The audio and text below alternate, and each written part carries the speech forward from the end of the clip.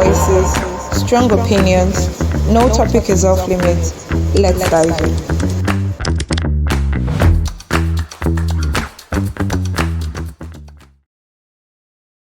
Thank you for coming to this session. So, like I already said, how the interview is going to start, us talking about why you became a feminist in the first place. So, can you please share? Okay, I think for me it's quite a personal journey. It started with a lot of denial, right? But I just realized that I think I was first and foremost a women's rights advocate. I have always been that, and it came from a place of a very personal story. And so I don't know, I don't really have models for what's what I'm looking for. So basically the women around me were not exactly in happy marriages or had easy life. It was just, you know how our mothers were with societal standards and how they took it very serious. So it always felt like something was wrong with that conditioning, right?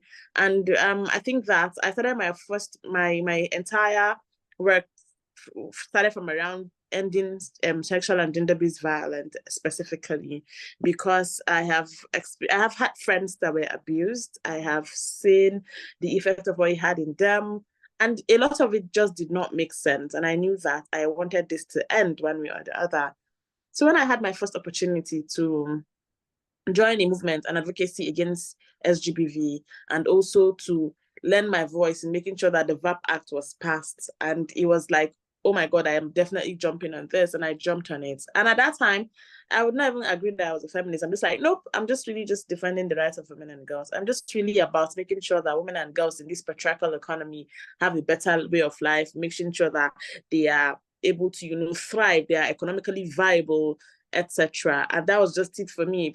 Like basically that was just in summary. But over time I realized that actually it does have a name, and it's feminism, right? It's just basically making sure that the rights of women and girls are protected, that there is accountability, that people are held accountable for whatever it is that they say and do, that everybody has got equal opportunities, because before we are any gender, before we are male, female, daughters, whatever, we are first and foremost humans, right? And kindness is the measure of your humanity. So I mean, it just doesn't make sense. So I think in summary, that's just the story for me. Okay, so I'll take you back a bit. I'll take you back a bit, then I'll take you back a bit. So to take you back a bit, where did you grow up, and where did you see marriages and the likes, and at what point in time was that social consciousness for you that, oh, okay, I think there are things going wrong in marriage? Because I think, for instance, when we are children, I don't even think we noticed or know anything that is going on. It's just as you get to a certain age. And I could imagine, because when I was in university, I had lots of friends that were like really hijabis, very serious Muslim. They were trying to get me to be a very serious Muslim, but I'm a very lazy. To be prayed 5 times daily is hard for me. But I realized that it's easier for some people because they were already brought up in a way that, it's Islamic and religious. So if you grew up in a way where they're already very passionate for you, and you're brought into an environment like, oh, you is very religious, then you can take it a step further. For me, that religion wasn't really a center of my life. My mom was religious, but she doesn't require children to be. So if you're trying to make me more religious, I'll just be like, I just thought religion is like, when they check things like, are you a Muslim or a Christian? Check. Or are you a Nigerian or a non-Nigerian? Check. I do not think it was the center of people's life. And that was like when I grew up, I began to realize that. And then those my friends started talking to me about abusive marriage. I didn't grow up in a marital home, so I did not even know abusive marriages were going on or anything like that.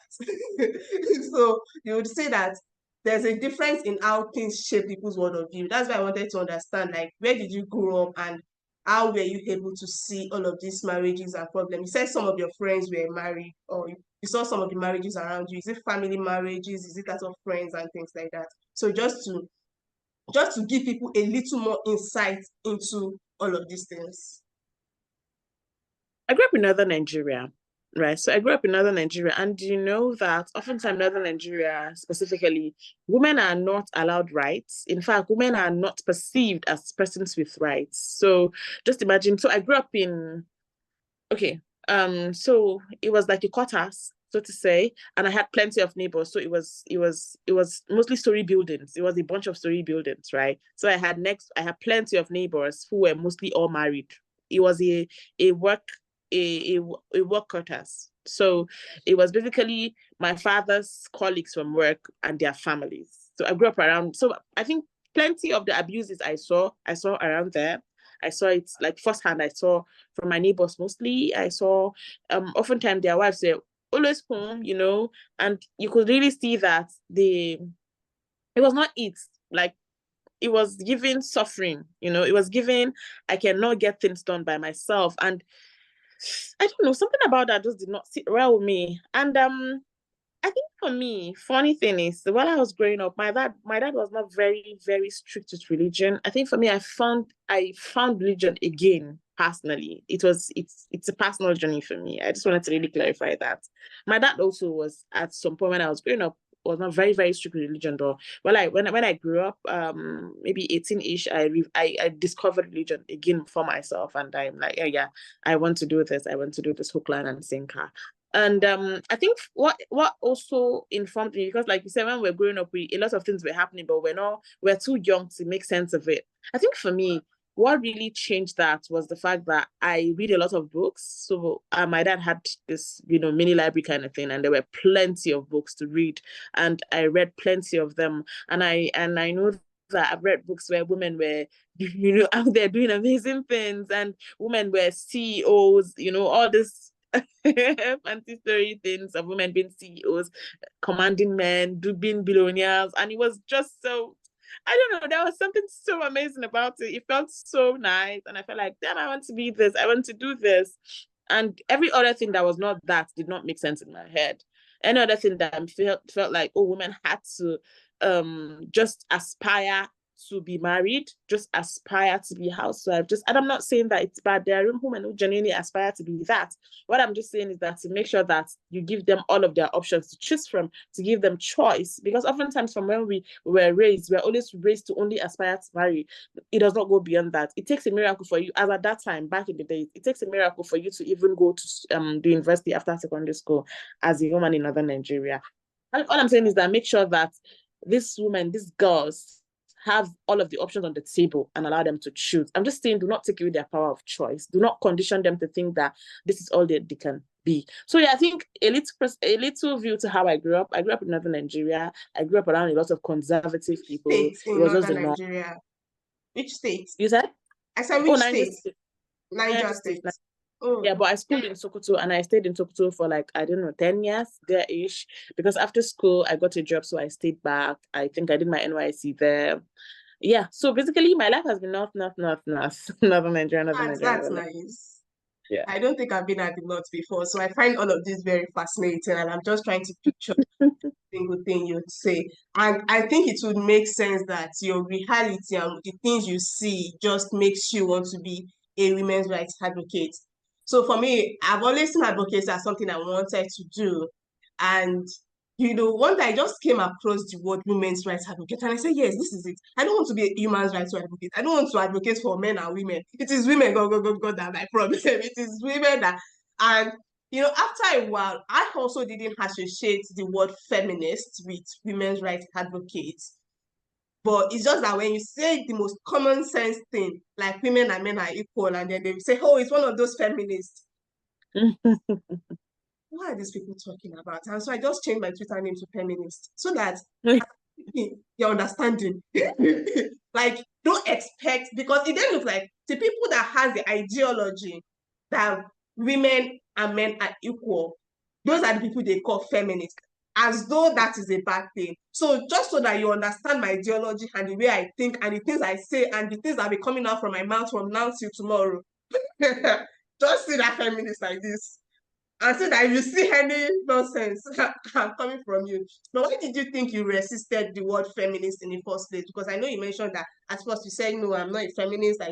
So why did you resist that word in the first place? Because a lot of women... think it was a lot around societal construct. So it was this thing that feminism was associated to everything bad, that they were bitter people, they did not like men. It was just basically I'm like, please, so I like men, one, and I'm not bitter. I am a very happy, sweet person. So I beg, I don't want to be associated with anything that is opposite of that, right? And I think that was it for me. I'm like, no, I think let me see this one out. I am not one. And again, because unfortunately, oftentimes the image of feminism that I see in Nigeria, unfortunately, I'm not saying that there are not good ones out there, but oftentimes when you go to Twitter, you'd see that a handful of them are not really representing the word very well.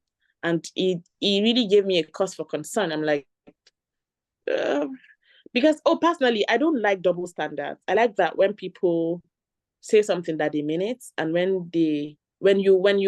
I get growth. I understand growth. I understand that today I might have this opinion and tomorrow growth has happened and I have decided that I am no longer doing this, like I'm no longer holding this opinion. And that's okay. That's really okay. But it's very, very different from cognitive dissonance, so to say. It's like it's very clear that these are two contradicting opinions, probably because now it fits a narrative that you like, and we are now going back to it. And I found a lot of that on Twitter, feminist spaces. I'm like, But to be honest, again, so I sometimes understand why they will be called bitter, because now also by the time I start to talk about how the danger that men are, the things that they do in society. I mean, today I woke up and I saw that guy from Kogi State who killed a girl and removed her body parts. Then he buried her. It just makes you angry. Honestly, it makes you so angry. But as at then, I think it was because I was just starting, so I wasn't really that angry. I'm like, I'm not an angry person, but now honestly, I am very angry. I am really angry. I am very, very angry because you wake up every day, and I get that it's not all men, but it is always a man. Always. You were a significant part of making sure the VAPP Act gets implemented in Sokoto. But let's start from overall. What are the problems and why is the VAPP Act important? And let us use your background and your experiences in northern Nigeria as an example, just so that we both of us are not just speaking from a place of knowledge, for the sake of people that are just watching and don't necessarily understand. So can you please break it down for us? So the VAPP Act, right? Violence Against Persons Prohibitions Act. It's just like it says. It's a law, a comprehensive one, if you ask me. Excuse me. That not only prohibits any form of violence against all citizens, it also prosecutes perpetrators and offenders. It means that if you go to work and your boss is saying that, oh, if you don't come and lay with me, I'm not going to pay you, I'm going to sack you, blah, blah, blah, all those threats. It means that the VAPP Act protects you against that. And prevention that happens, you get to, the court gets to use the VAPP Act to punish your boss appropriately. The VAPP Act does not leave a single details to chance. It does not leave a single details to chance. That is the beautiful thing about the VAPP Act. So it's like it says, Violence Against Persons Prohibitions Act. It protects everybody. It protects everybody, men, women, children, adolescents, you just name it. In cases of rape, cases of female genital mutilation, intimate partner violence, you just think of that violent crime, hate speech, everything. And VAPP has a provision for making sure that offenders that are, held accountable appropriately.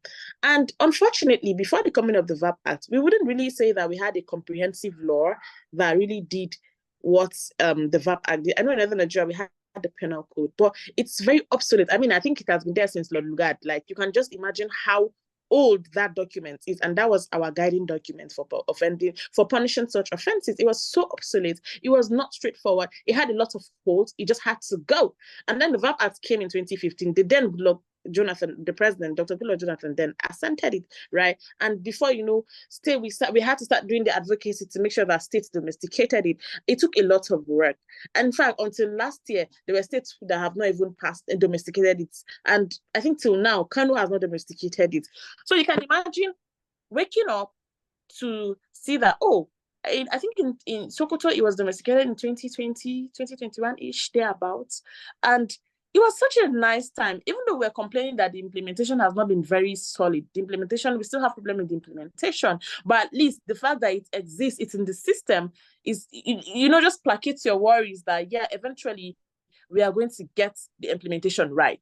So waking up to now see that somebody, oof, to see that somebody, a man, again, has decided that they want to repeal this document. And what did he say? It says that he said that the document exceedingly favors women.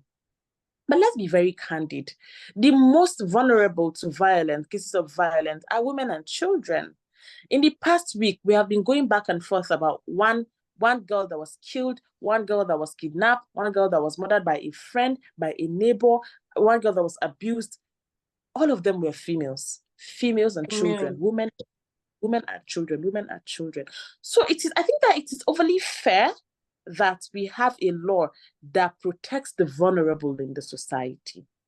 It's just like saying we have a law for disabled that protects the disabled, and you're coming to come and complain that why is this law protecting the disabled? But these people are very marginalized and quite disadvantaged, which means they need this special provision to make sure that they are protected, right? And interestingly, the VAPP Act does not even just protect women. Let's be very candid.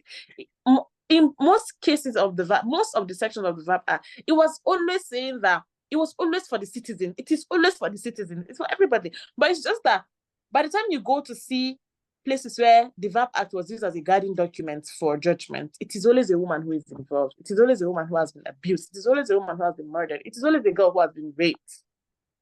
So yeah, I think in summary, that's the VAPP Act. Just know that it is that document that protects you and I, that makes sure that these people, not just men now, that make sure that anybody who is capable of violence, anybody who is capable of hurting you, who is capable of, killing you, kidnapping you, your partner who is capable of waking up to beat the shit out of you, this comprehensive document make sure that they do not do it one, and if they do it, make sure that they are properly prosecuted.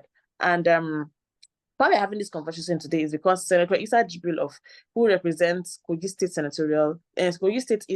East Senatorial District, has woken up and decided that, we don't want this law anymore, and we are bringing another law, that he is proposing an act to eliminate violence in public and private places, something like that. That's the bill he is suggesting, the bill he is trying to bring forth. And it's not like I have a problem with, actually I have a problem with the bill. Right. So my big problem with the bill is that the bill is a watered down version of the VAPP Act. The bill is very vague. The bill does not capture. So the VAPP Act captures something like female genital mutilation, right? And Senator Issa's bill does not capture all of this. There are some cases of violence that does not really look like it's violence. People just look at it and like, it's not really that big a deal. But actually, it is big a deal because it's not you that's happening to. So often we noticed this gap in his new act. We noticed that they were not very elaborate. There were some clauses, that were very worrisome. For example, after he has defined rape and decided to say that, rape is and then this is the punishment for rape, which by the way, he even increased. I think in his own act, the punishment was 14 years. I think in the VAPP it was 10 years or thereabout, right? But then he went ahead. The punishment for the VAPP Act was too much and it was not unsustainable. So how come his own is having more punishments? Okay, and he also went ahead to come and say that he now, after he has defined rape, he now went again further in another section to now say defilement of a child. That's very worrisome because we want to make sure that rape is rape. Yeah. But again, I think that stating categorically, building a section categorically for a child, for defilement of a child, is quite a welcome idea, right? But what is worrisome is that you would think that if you defile a child, let your punishment be worse than raping an adult. But in his case, the punishment is less. And we also don't understand the segregation of age ranges. He's like, from 13 to 14 to 15 years. I'm not quoting verbatim. I can't remember the age he broke it down into, but I'm just giving you an overview. He's like, from 13 to 15 years, 8 years in prison, from 15 to 10 years. Like, it doesn't just make sense. A child is a child. Rape is rape. It does not matter their age. It does not matter their gender. If a child is defined, if you want to really introduce that clause on defilement of a child, let it be comprehensive and holistic. A child is a child. You don't start breaking down, say that, once they are 14 to this particular age, does that make them really less human?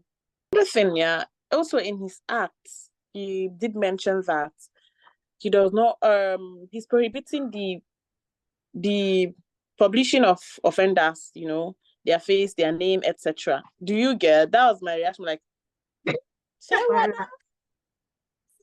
I mean, it's part of the things that we are also advocating for. We are always saying that when news agencies report cases of abuse, they should always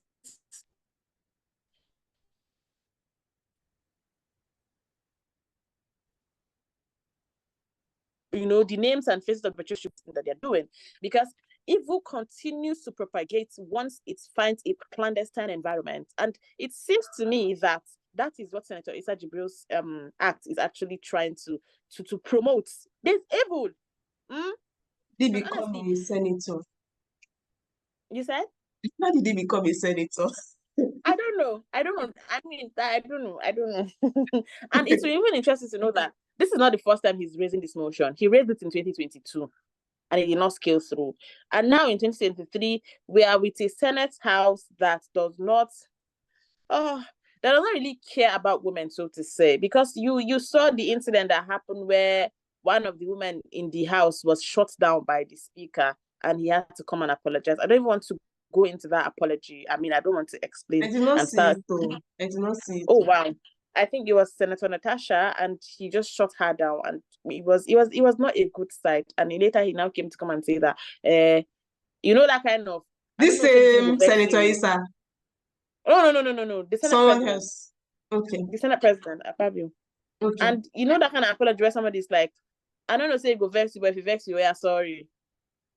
That was that kind of apology. It was the kind of apology that we saw. So it's like, this current administration is not really taking into cognizance women and all of their rights, So it's very worrisome for somebody now amongst them to now come out and say that I am doing this and claiming that it's going to benefit women and everybody. It does not even, we are not cool with it. And again, another thing that gives us a cause for worry is that the entire process has been very clandestine. It has been surreptitious. It has been as if they are hiding something. As when most of us found out about this repeal, it's already past second reading.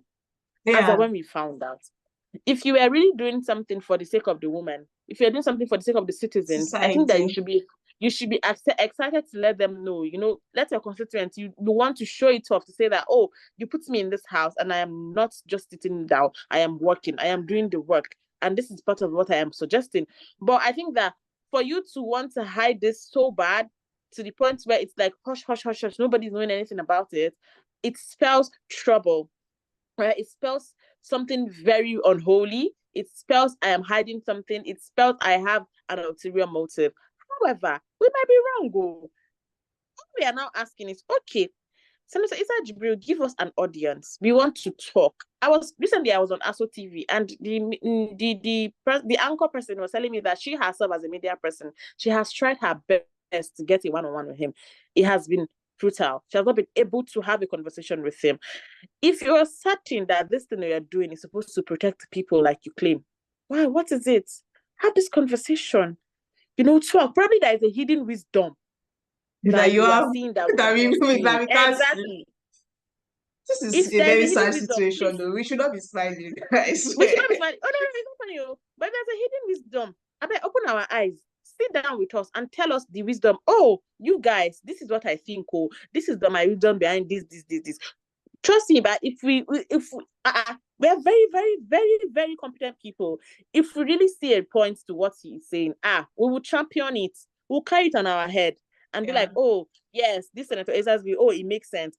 But it's not. We're not having this conversation with us. We're not seeing the point. The act you have suggested is not better than what is already in existence. So what exactly is the goal?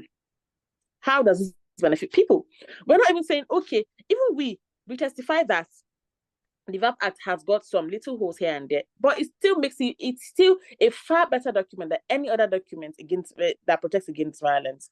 We're not saying, okay, it's been 9 years. Of course, change is very constant. It's only natural that we go back for an amendment. How about we do an amendment rather than throw the entire thing away? The repeal does not make any sense, because repealing is like you want to cancel everything. So another problem we're having is the fact that if they repeal this VAPP Act, before I repeal, so two existing laws the two bills that are similar cannot exist. It means that For Senator Issa's bill to be assented into law, the VAPP Act needs to be repealed. Now, our problem now is that they will first repeal the VAPP Act before you now start pushing for his new bill to be assented. Then in states will now also start domesticating the entire process again from the beginning. Now, what we are not sure is that by the time they repeal this VAPP Act, how are we certain that Senator Issa Jibril will push and make sure that this is new bill, as watered down as it is, that he will make sure that it is also assented? He will also make sure that every state actually domesticate them. At the end of the day, the thing is, human beings, things are happening every single day. So violence is happening every single day. So you can't even just say you want to repeal and hand, and then you now start what will feel it in the only meantime. legal framework. That's the only legal framework that protects against violence. If you repeal it, it leaves us vulnerable. It also means that all the cases that are in court right now that are making use of the VAPP Act as a guiding document, it means that they have to be suspended or they might even be thrown away, because by the time you repeal the VAPP Act and you're not making provision for another, because it will now take another cycle of work for any state to not come and domesticate this new bill. It will mean that justice is going to be delayed. And justice delayed is justice denied, definitely. It means that justice is going to be delayed, probably that is if it even gets domesticated. You can imagine that the VAPP Act was assented in 2015, but in most states, it did not even start to get domesticated until like 2019, 2020. That's how many years later? So taking us back, it will mean that throughout the time where we are trying to make sure that your new so-called new bill is domesticated, it will mean that there will be no legal framework guiding the prosecution of offenders. So trust me, what we are seeing now is going to be very little compared to what we are going to see if this should happen. Is there any way we can stop this from happening? Because it's only many times just like we are talking and talking and talking. And most of the time, men don't care because men are not the ones that are most affected. They are the perpetrators against the violence against women and their fellow men the most time. And to see that a man that is also trying to repeal this act and his own is not even better. Is there anything we can do to stop it? Because on our hand, we've tried to publish about it, we've tried to do a campaign at Naija Feminist Media, but it's like you're just tweeting and you're just saying, it's not getting to the main people in power. You're going to think that this your little tweet here and there is not going a long way, but trust me, it is. I think that another thing we are refusing to take cognizance of is the power of community. So there's power in numbers. We need to stop working in silos. Let's come together as plenty organization as we can and put the heat in our large numbers. If United Feminism is doing their own, it will have little reach. If I'm doing my own, little reach. This one, what is doing their own, little reach. Aswell is doing their own, little reach. Afen is doing their own, little reach. But if we all pull together our resources and try to say, let's echo, it is going to go far and wide. Definitely. I think that's the one thing that I think that we should do. I like that the campaigns are coming up. If you go everywhere, this is the conversation that is going on. However, it will have little reach compared to if you come together in our very large numbers. They'll be forced to listen. That's basically everybody coming together to say that, oh, no, this does not make sense.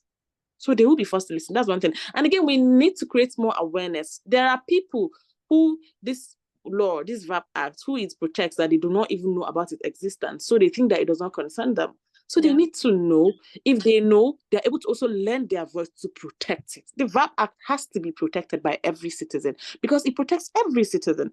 Unless you're a perpetrator, you have plans to come and do evil in the future, but you have to protect the VAPP Act. You are absolutely correct. And I think one of the things that we need to bring out there is sometimes people don't understand how serious the situation is. Because, like you said, after this meeting, I just checked on Twitter and I just saw a news of a boy removing a girl's eyes, tongue, mouth. It's like every single day now, there's one form of violence. And let me also remind you that these are the ones that made it to Twitter. Sexual abuse, and it's like the most underreported case. I think violent cases are the most underreported cases oftentimes because it's all enshrined in culture of silence. It's all enshrined in, what will people say, stigmatization, etc. So you can imagine that waking up every day and we're seeing this news. There are like 10,001 others. There are about 70% of these cases that are not reported, that do not make it to the limelight, that do not make it to our Twitter, to our Instagram, to the news feeds. Just imagine that somebody in the grassroots doesn't even know what Twitter is, so they get abused. Just yesterday, somebody came to me to say that please, they need help. A perpetrator abused a 13-year-old girl, and just to threaten her family, he locked up her father and the girl. I saw that, and that message. I went back to sleep. And this is the longest time for you to not come and wake up to say that one legal framework that protects victims, that seeks justice for them, that you want exactly, because it doesn't even protect. It just seeks justice after the act has been done. So it doesn't even protect. It's just a form of justice. And I think there's another thing that is important, is that VAPP Act also recognizes consent. It's the only act that recognizes consent, and also the fact that men can be raped. Because men like to shout, "Hey, what about men? Men get raped every single day. Men get raped every single day." Nobody says anything about it. Now there's an act that is recognizing that men can be raped. There's an act that is recognizing what consent is, and it's not just when somebody has been raped. They want to cancel it. Kogi. Unfortunately, I am indigenously from Kogi State, unfortunately. So are there no violence happening in Kogi State? Is it that demand does not see? I think it has one of the highest rates of violence happening, actually. It does have. Even this last one that just came to the news I saw today, it happened in Kogi State. I think Kogi State University. And then that VAPP Act is also the only one that recognizes forced marriage, because I remember we trying to do a story on forced marriage, and they were like, it's only the VAPP Act that currently has something against it, that you can't be forced to marriage and you can. So there's a lot that at least the VAPP Act tries to get justice for. And when is the final reading supposed to go past? Like, when is the latest time that I know they used to do first reading, second reading, and then the final reading? I know we're in the second reading. Usually before a bill is accepted, there are like 8 steps. So I think the first reading, the second reading. The first reading you gazetting the bill. The second reading, then there's supposed to be a public hearing. But I think the part that we're worried now is that the public hearing they are going to do is like, get people that supposedly the public hearing is supposed to be open to everybody who is interested, like, you, me, everybody, the public, the citizens of the country, right? But we're worried that, the way they did the national anthem, and we just went to sleep, woke up, we have a new national anthem. We're very worried that it's going to be something like that. Although I think that they have been on break and they'll be resuming, I think the 18th or 19th or thereabouts. And we know that once they come back, these conversations will continue. So we're asking citizens now to pay attention and make sure that once there is any mention of public hearing, let all of us go in our numbers. That could be real long. For the love of God. Public hearing, or is something they do virtually? It's supposed to be physical. It's supposed to be physical, actually. It's supposed to be physical. I don't know if they want to. So I'm not a lawyer. I don't really understand if they can wake up and change it to say that, let's do Zoom call and do public hearing. But I think ideally it's supposed to be physical, and it's supposed to be in each state. Okay. And then they collect the finals from every state and put it together. And I think something about, because I'm hearing for one time for constitution review one time in 2022. Yes, I know that I was part of I presented a paper for Sokoto State then, and it was supposed to be like, we'll finish I think it was the constitutional amendments that they were proposing at that time. And the public hearing, when we went there, we presented our own paper, what we wanted to see change in the documents. And I think that after that, they just go back to the board and put everything together. But that one said, I don't know what.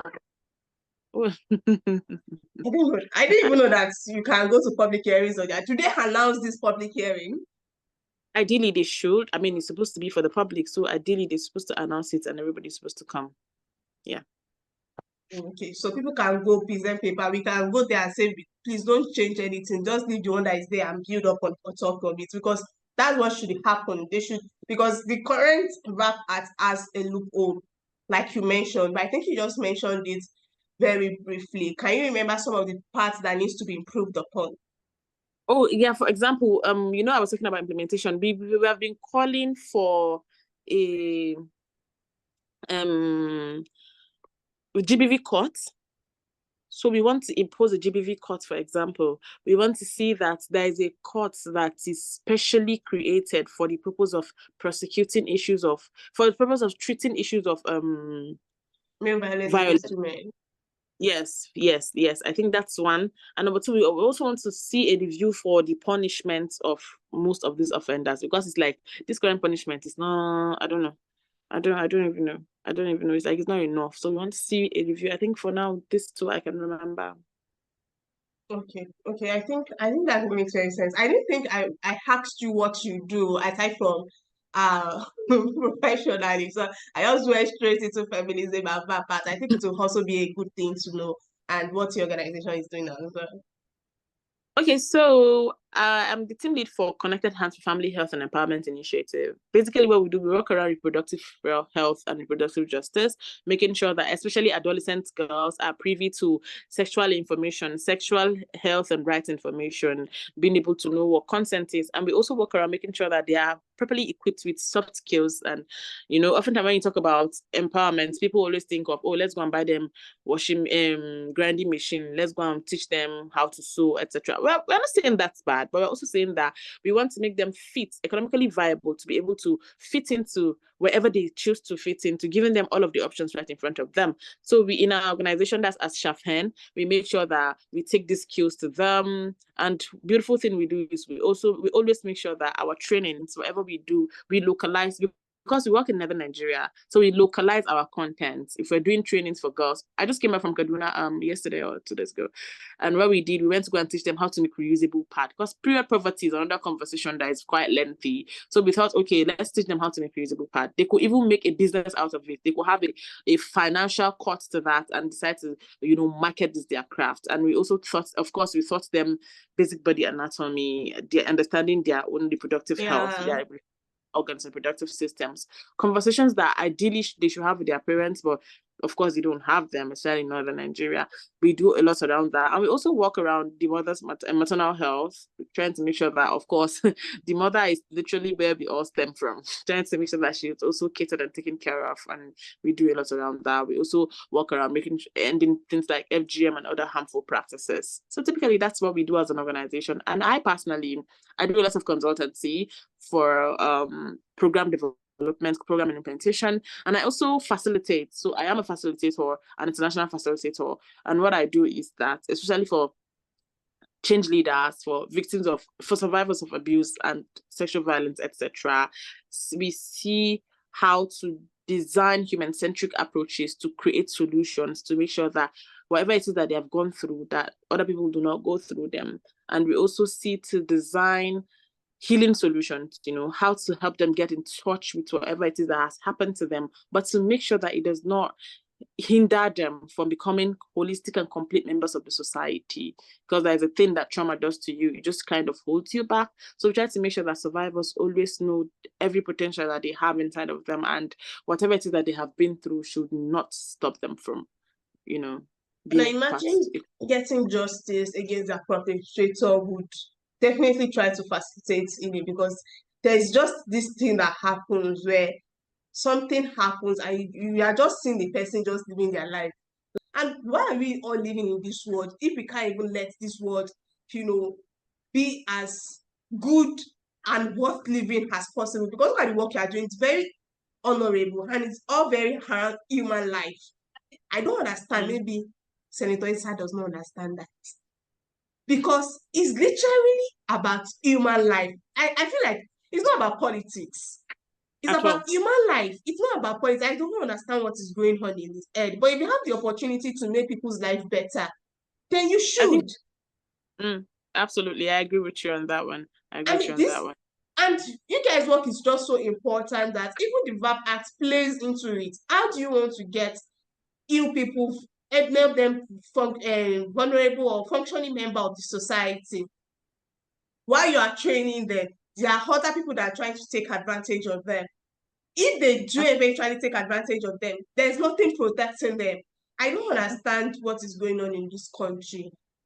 In fact, I think the way they select senators, they need to revamp the whole thing. Board. I think we were having that conversation with a partner organization, and he was saying that It doesn't even make sense that somebody can just wake up and say that a law that has been in existence and has been doing its work, properly, that they can just come and wake up and throw it away and present another one. It does not even make sense. We need to go back again to the constitutional review that we've been talking about. There is a need for us to go and overhaul and throw that entire constitution away and sit down with experts and now bring up another one. It's 21st century, for the love of God. Like Nigeria don't behave like we're in 21st century. Like issues that you don't expect we're having in 21st century. Yeah, absolutely. Sorry, do you know another thing? Do you notice that in words now they are trying to bring back to throw women back to dark ages? If it's not they want to be legalize FGM in another country, is that in Nigeria they want to repeal VAPP Act. Yeah. I mean, it's really crazy. So do you have any final thoughts? Honestly, I just want to say that I understand that oftentimes people, being Nigerians, have this thing about exceptionalism where you think that it's not going to happen to you, it's not happening to me, and so it does not concern me. I want to tell you, give an instance with the story of Christiana. Now, Christiana is the girl whose friend, he kidnapped her, asked for ransom, then he still went ahead to kill her. Trust me, if she had known that this was going to happen to her, she would not even be friends with him. In fact, she would put such a considerable distance between she and him. It will never have happened, right? It happened because nobody ever knows when these things happen. They just really happen. So because it has not happened to you today or happened to somebody close to you, does not mean it cannot happen to you tomorrow. In essence, what I'm trying to say is that make sure that you lend your voice to making sure you protect the VAPP Act, because it is that one single act that, if anything like that remotely that looks like violence should happen to you, it is that one bill, one law that protects you, that makes sure that you get the justice that you desire.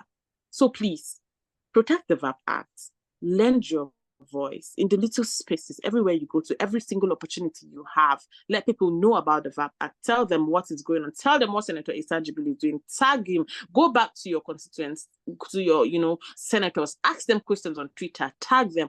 Ask them when they come, when you have opportunities to sit with them. Don't be doing yes or yes. Ask them vital questions. Tell them that this particular senator is trying to repeal this act. What does this stand to gain? Why are we doing this? Do you not know what it does? Do you not know that it protects people? That one single question that you asked is going to go a long way. And we need all of the voice that we can get right now. We need all of the voices. We need all of the resources. We need all of the people. We don't want people saying, concern me. It concerns all of us, because issues of violence can happen to anybody at any time. If it does not happen to you, it will happen to somebody close to you. And you don't want that to happen. Thank you so much. Thank you for taking your time to come to A Dose of Feminism and talk about the VAPP Act. Like you said, it concerns everybody. And do have a nice day. You too. Bye. Thanks for watching A Dose of Feminism. To partner or advertise with us, send us an email at nigeriafeminist@gmail.com. See you in our next episode. Bye, guys.